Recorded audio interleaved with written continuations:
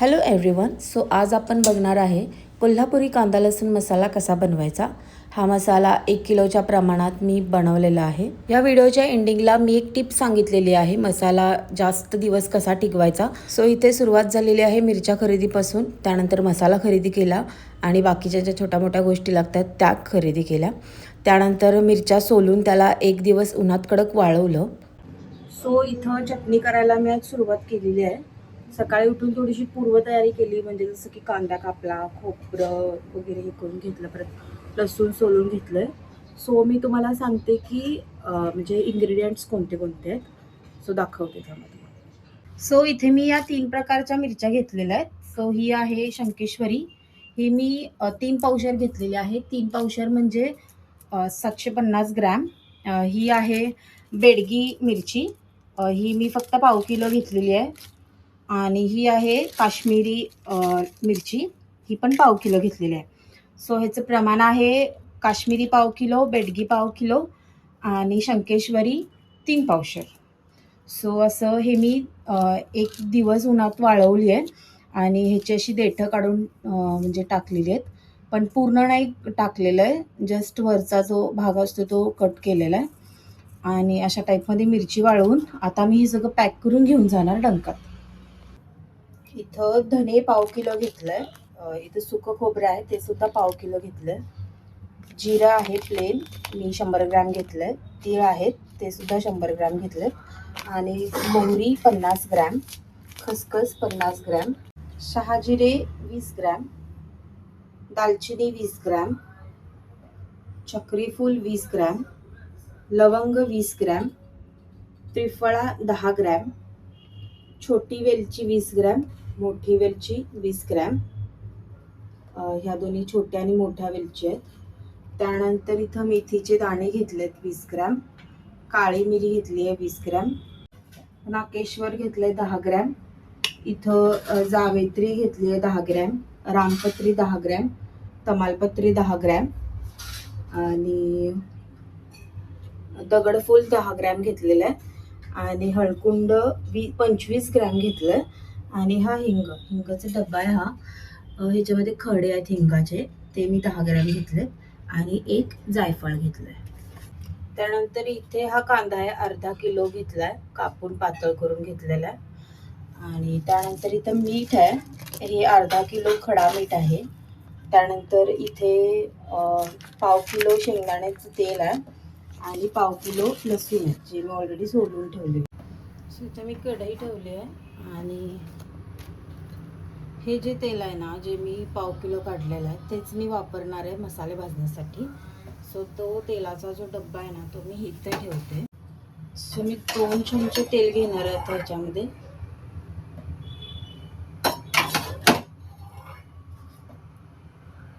आणि हा सगळा कांदा मी आता ह्याच्यामध्ये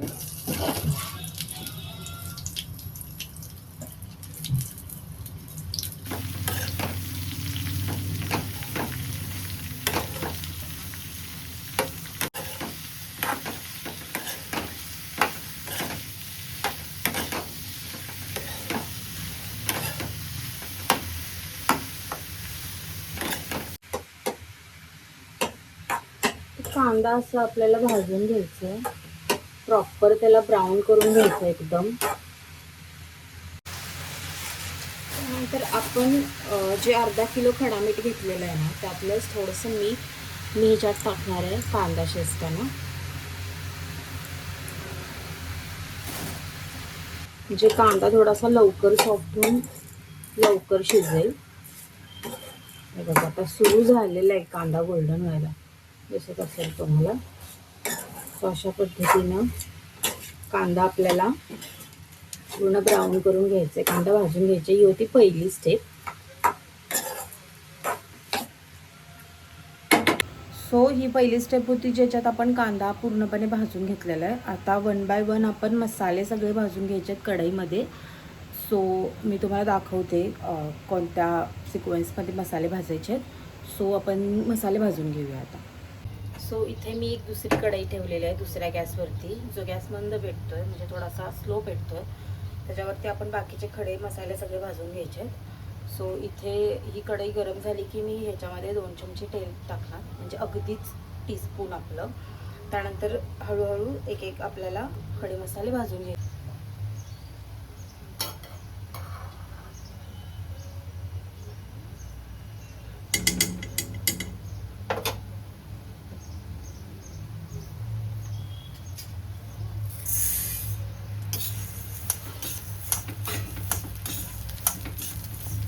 अशी एक मी परात घेतलेली आहे.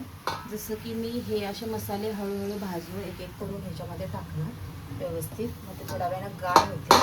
त्यामुळे असे पसरट तुमच्याकडे परात किंवा असं ताट वगैरे असेल तर तुम्ही घ्या. सो इथं हे धणे भाजून झालेले आहेत, एकदम खमंग भाजायचे आहेत. आता वास पूर्ण घरामध्ये सुटतोय. सो अशा टाईपमध्ये हे धणे झालेले आहेत. सो आता मी हे एका परातीमध्ये काढून घेणार आहे.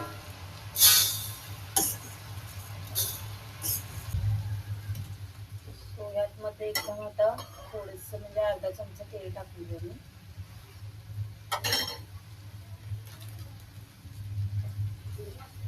आणि त्यामध्ये हे तमालपत्र आणि हे दगडफूल हे दोन्ही भाजून घेणार आहे. एकदम 1 मिनिटच भाजायचं फक्त.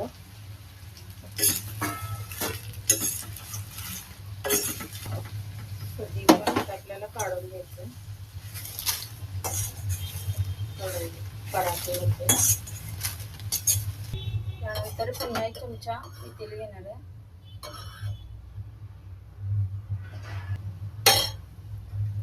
आणि हे तीळ आहेत, हे तीळ मी आता भाजून घेणार आहे.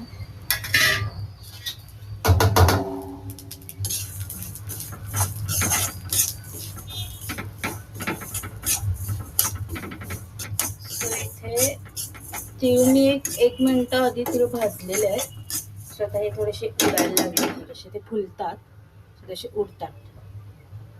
ते उडायला लागले म्हणजे 1-2 मिनिटं मी नुसता तीळ भाजून घेतले.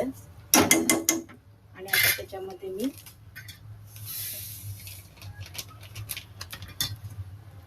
ही खसखस टाकून घेणार आहे आणि तीळ आणि खसखस आता मी एकत्र भाजणार आहे. हे पण एकदम 1 मिनिटच भाजायचं आपल्याला. तीळ तर भाजलेले आहेत. तीळ भाजलेला एक छान असा वास येतो आपल्याला. त्यावरून समजते की तीळ आणि आपले खसखस दोन्ही सुद्धा भाजलेले आहेत. आता तर हे दोन्ही मी त्या परातीमध्ये काढून घेते. परत मी 1 चमचा तेल घेतलेलं आहे याच्यामध्ये. ह्याच्यामध्ये मी आता एकसारखे जे दिसतात ना मसाले, जसं की काळी मिरी,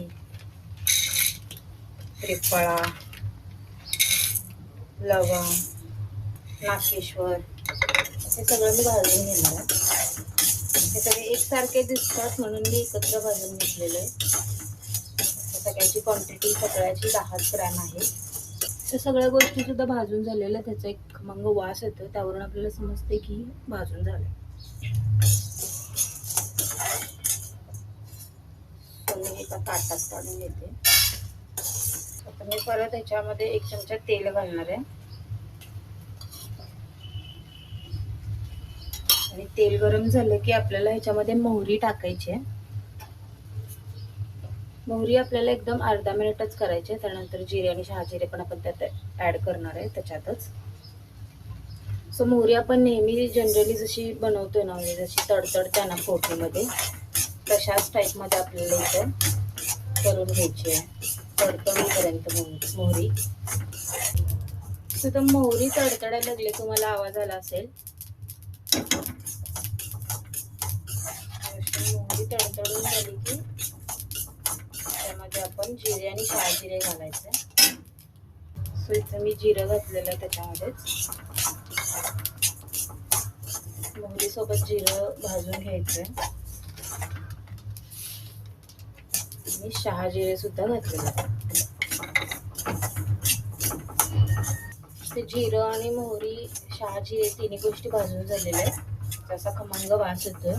हे प्रॉपर एक पॉइंट पर्यंतच भाजायचे. ओव्हर भाजलं की त्याचा करपट असा वास येणार. सो तुम्ही भाजताना एकदम लक्ष देऊन भाजा आणि एकदम म्हणजे मीडियम फ्लेमवरती भाजा.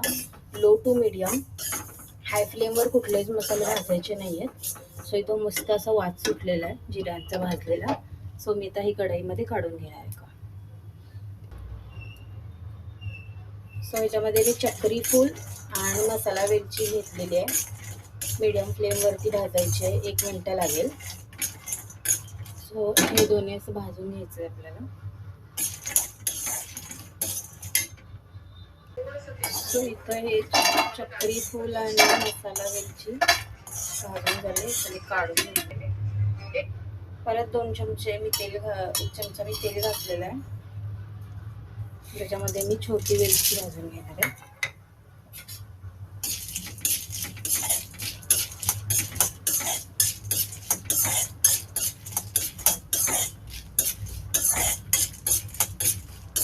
अशी फुलायला लागते, तुम्हाला दिसत असेल. ग्रीन जो असतो त्याचा कलर तो थोडाफार असा व्हाईटिश घ्यायला लागतोय. तो इथे आपली वेलची सुद्धा भाजून झालेली आहे.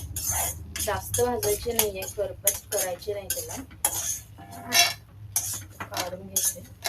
पुन्हा अर्धा चमचाच फक्त तेल घालणार आहे. जावेत्री आणि रामपत्री हे आपल्याला अर्धा मिनिट भाजून घ्यायचं तेलामध्ये. इथे या दोन्ही गोष्टी भाजून झाल्यात, ह्या सुद्धा मी काढून घेणार आहे. परत एक अर्धा चमचा तेल आपल्याला घ्यायचं याच्यामध्ये आणि दालचिनी भाजून घ्यायची आहे.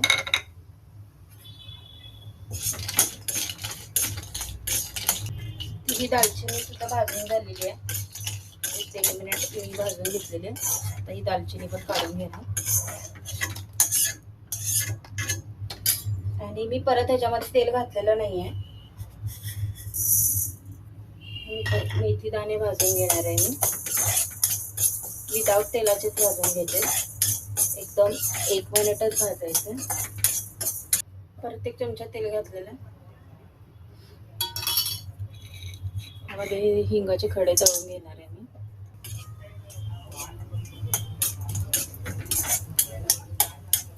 असे फुलायला लागतात, तुम्हाला दिसत असेल त्याच्यामध्ये. हिंगाचे खडे फुलले की आपण काढून घ्यायचं. आता इथे मी हळकुंड आहे, त्याचे 2 तुकडे करून घेतलेले आहेत. अखंड टाकलं तर ते फुटू शकते त्याला. हळकुंड पण भाजून घ्यायचं. ते पण फुलायला लागतात. हळकुंड सुद्धा भाजून झालेलं आहे, ते पण काढून घ्यायचं. 1 चमचा तेल घेतलेलं आहे. हे जे खोबरं आहे ते बारीक मी कापून घेतलेलं ते आता फ्राय करायचं आहे.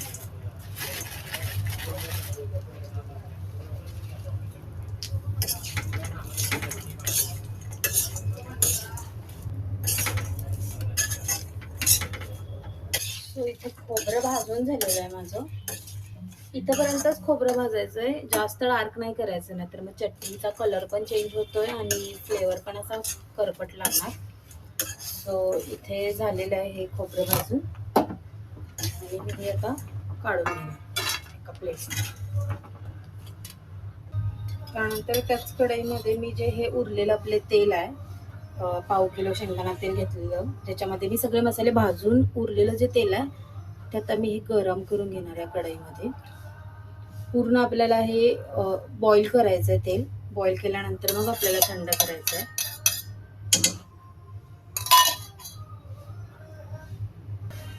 सो इथे हा आपला कांदा सुद्धा झालेला आहे. मगाशी मी जो गोल्डन ब्राऊन करायला ठेवलेला तो, त्याच्यामधला पूर्ण मॉइश्चर आपल्याला काढून टाकायचं आहे आणि अशा टाईपमध्ये मग तो कांदा दिसतो. हा आपल्याला यूज करायचा आहे आपल्या मसाल्यामध्ये. सो या सगळ्या गोष्टी झालेल्या आहेत. सो हे तेल आता पूर्ण बॉईल होत आलेलं आहे, पूर्णपणे हे गरम झालेलं आहे.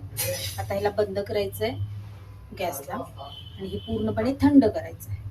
सो इथं माझी सगळी तयारी झालेली आहे. हा लसूण, मीठ, हा तळलेला कांदा, आलं, हा सगळा भाजलेला खडा मसाला, तीळ, खसखस, जायफळ, चिरलेले आणि तळलेले खोबरं आणि एक छोटीशी जुडी मी कोथिंबीरची घेतलेली आहे. सो हे सगळं सामान मला वेगवेगळं आणायला सांगितलं आहे. आमच्या इथे जी म्हणजे मिरची डंकवाली जी बाई आहे तिने मला हे सगळं सामान सेपरेट आणायला सांगितलं. सो मी हे आता असं पॅक करून घेऊन जाणार. सो मी चालले आता डंकात चटणी करायला. त्याच्यामध्ये सगळं सामान आहे आणि खाली मिरच्या पिशवीत. सो मी त्या डंकात आलेली आहे मिरच्या आणि माझा मसाला घेऊन. सो इथं आता कुटणार मिरच्या. सो मी सांगितल्याप्रमाणे सगळा व्यवस्थित मसाला भाजून तुम्ही घ्या आणि तुमच्या जवळपासच्या डंकात तुम्ही जावा. सो तिथं गेल्यानंतर सगळ्यात पहिला ते मिरचीचं वजन घेतात, त्यानंतर आपल्या मसाल्यांचं वजन करतात म्हणजे त्यांच्या कॅल्क्युलेशनसाठी. सो त्यांनी इथं मिरच्या ज्या वेळेला वजन केला त्यावेळेला त्याचं वजन थोडंसं कमी झालं बिकॉज मी सोलल्या होत्या थोड्याशा मिरच्या त्यातल्या. त्यानंतर इथे ते सर्वप्रथम मिरच्या घालून घेतात डंकात आणि मशीन सुरू करतात विथ आपले जे भाजलेले मसाले आहेत त्याच्यासोबत. आणि मग तो जो सगळा मसाला आहे तो पहिला बारीक होतो आहे कुटून. एकदम फाईन पावडर होत्या ह्या मिरच्यांची आणि मसाल्यांची. आणि मग ज्या वेळेला या मिरच्यांची पावडर होते त्यावेळेला ते एका चाळणीमधून चाळून घेतात आणि मग बाकीचे जे आपले मसाले आहेत ना म्हणजे तीळ, आलं, लसूण, खोबरं, कोथिंबीर, मीठ हे नंतरनं ते 1 बाय 1 त्याच्यामध्ये ॲड करतात. त्याच्यामुळं टेक्स्चर बदलते चटणीचं. आणि जसं त्या कुटत होत्या, जसं ते चटणीची प्रोसेस होते ते तसा एक खूप सुंदर वास मला येत होता आणि स्वतःवर प्राऊडसुद्धा वाटत होतं. स्वयंपाक बनवताना ना आपल्याला 100 मसाले घालायची गरज नाही. आपला हा कांदा लसूण मसाला ज्याच्यामध्ये सगळे इन्ग्रेडियंट्स आहेत. सो ही एकच जर तुम्ही वस्तू टाकली ना तुमच्या जेवणामध्ये, तुमच्या भाजीमध्ये, तुमच्या आमटीमध्ये, तर टेस्ट इतकी उत्तम येते ना तुम्हाला काय सांगू. सो माझं असं म्हणणं आहे की तुम्ही एकदा ही रेसिपी ट्राय करून बघा, स्टेप बाय स्टेप फॉलो करून बघा आणि जेवण बनवून बघा. तुम्हाला नक्की आवडणार आहे. हा मसाला तुम्ही व्हेज जेवणामध्ये, नॉनव्हेज जेवणामध्ये सगळीकडे वापरू शकताय. एक्स्ट्रा काहीच घालायची गरज पडत नाही आपल्याला. फक्त हा एकच मसाला घालायचा आहे आपल्याला ज्याच्यामध्ये कांदा लसूण भरपूर आहे, खडे मसालेसुद्धा भरपूर आहेत आणि खूप उत्तम टेस्ट लागते याची. शेवटला मी एक ट्रिक सांगितलेली आहे ज्याच्यामुळे जो मसाला आहे तो व्यवस्थित टिकतो आहे एकदम वर्ष 1.5 वर्ष. त्याला कुठलीच बुरशी वगैरे काही लागत नाही. सो व्हिडिओ शेवटपर्यंत बघा जेणेकरून तुम्हाला ती टिप कळेल जी मी यूज केलेली आहे स्टोरेजसाठी चटणीच्या. सो मी तुम्हाला सांगते की ही जी 1 किलोचा मी मसाला बनवलेला आहे त्याचा मला खर्च किती आला. सो ज्या मिरच्या मी घेतलेल्या आहेत 3 प्रकारच्या त्या सगळ्या मिळून मला 500 रुपयाला बसल्या. त्यानंतर जो मसाला मी खरेदी केला आहे तो सगळा मला 800 रुपयाला बसला. आणि जे वरचे जे कोथिंबीर आलं वगैरे हे सगळे 50 रुपये. आणि त्यानंतर मिरची जी डंगवाली होती तिने माझ्याकडून 130 रुपये घेतले. सो हे सगळं मिळून एकूण 1500 रुपये मला खर्च आलेला आहे. सो इथं चटणी रेडी झालेली आहे आणि तुम्ही बघू शकताय रंग किती सुंदर आलेला आहे. हा मसाला टाकला की भाजीमध्ये एक्स्ट्राचे मसाले काही टाकायची गरजच नाही. सो इथे मी चटणी करून आलेली आहे फायनली. सो हा डब्बा म्हणजे ह्या डब्यामध्ये भरलेले आणि इथंपर्यंत हा डब्बा भरलेला म्हणजे अर्ध्यापेक्षा जास्त चटणी भरलेली आहे याच्यामध्ये. ह्याचं वजन टोटल 2 किलो भरलेलं आहे म्हणजे मसाला आणि मिरच्या हे सगळं मिळून. सो आता हा मसाला मी ह्या भांड्यात भरून ठेवणार आहे. ही माझ्याकडे चिनी मातीची भरणी आहे. सो मी हा मसाला सगळा ह्याच्यामध्ये भरणार आता.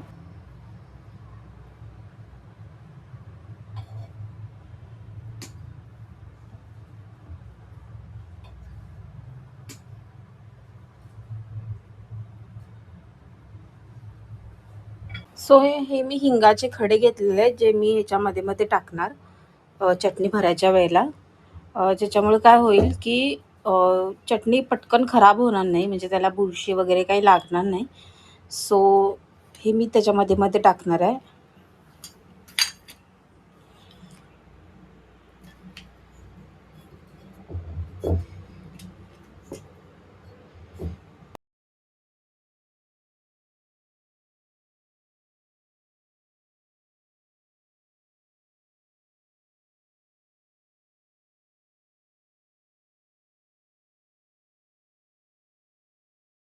सो हे असं भरून ठेवलेली आहे चटणी. मध्ये मध्ये हिंगाचे खडे टाकलेले आहेत आणि आता मी व्यवस्थित टाईट करणार आहे. ह्याला असा वरती कपडा बांधून ठेवायचा आहे. कुठलीही एअर आतमध्ये जाता कामा नये.